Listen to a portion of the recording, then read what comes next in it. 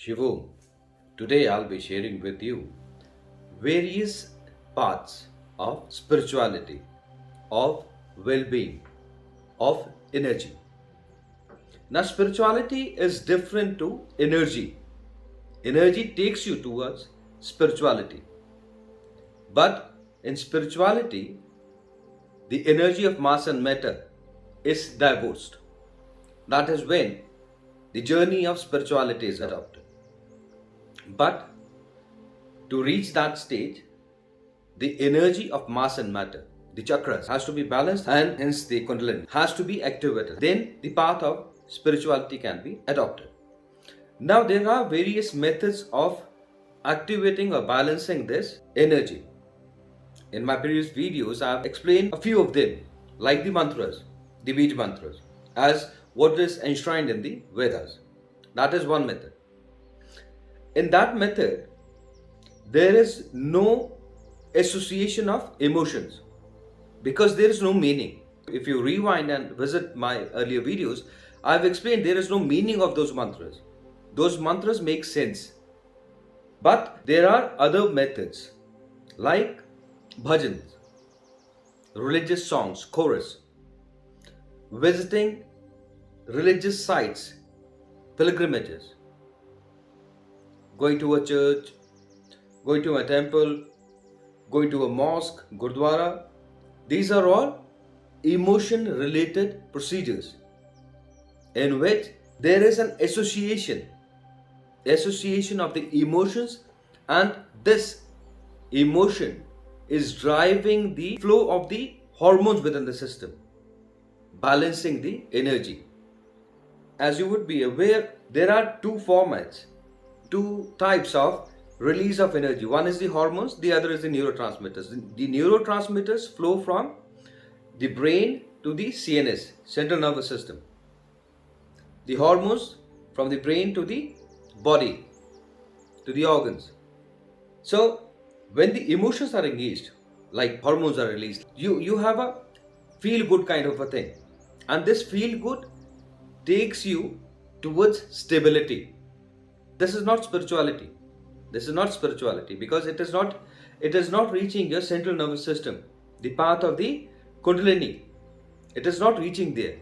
It is just taking you towards stability. This stability is emotion driven. These pilgrimages are emotion driven. There is a sense of achievement. A reward is there. That if you do this, this will happen. If you have utmost faith, then God will take care of you. That's an emotion driven sentiment. It's a sentiment. Logical, illogical, let's not get into a debate about that. But it's an emotion based, emotion driven sentiment which is providing you a comfort within. This comfort is bringing a stability in you. But post that, what? Like normally, there are aspirants who approach me for awakening their Kundalini. My first question to them is, okay, if your Kundalini gets awakened, then what? What will you do? If that energy is awakened, then what will you do with that energy? What do you know? What can you do after that? After awakening of the Kundalini, what will you do? Because the awakening of Kundalini is not going to change anything in your status as to the man-made society. You won't get wealthy. You won't get famous. Nothing in a societal life will change. Societal life, why? Because this is a man-made structure. Man-made arrangement. Society is a man-made arrangement. That is why there is a disparity. Some are rich, some are poor. But in nature, everyone is even. The poorest of the person is inhaling the same oxygen as the richest man in the world. That is nature. No disparity. It is only in the man-made structure there is disparity. So my counter question to those people is, the time they ask me about they are aspiring to have their Kundalini awakened, my counter question is, what difference will it make to you? Because what Kundalini will give you, you won't be able to even recall it. Because when you are in a deep meditative state, your conscious mind becomes unconscious and the unconscious mind becomes conscious. Like the time a person faints due to heat stroke or something, during that period, that the time the person is unconscious, the person is living. All the biological things are happening within the body, the person is living. Brain is functioning, heart is functioning, every organ is functioning. But there is no memory of that period. That is what meditation is. So even if you achieve that, what will you gain? Nothing. As in the society is concerned. But let's leave that for a different day. So this emotional stability provides a confidence within yourself. But what after that? You stop over there itself. Why?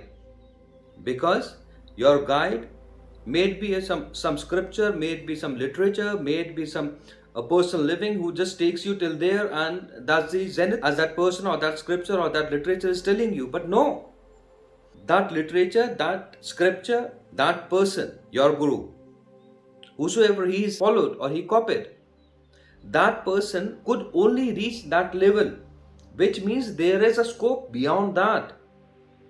There's no discounting to what that person, what that sage, what that saint had achieved.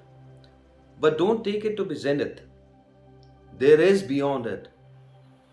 Because had that been the zenith, that person would have not died.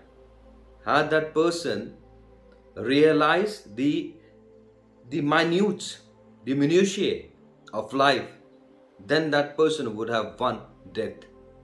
Till now, no one has won death.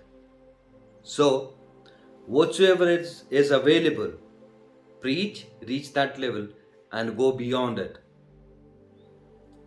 This is what every guru would like its pupil to do. Till the time we meet next time. Shivo.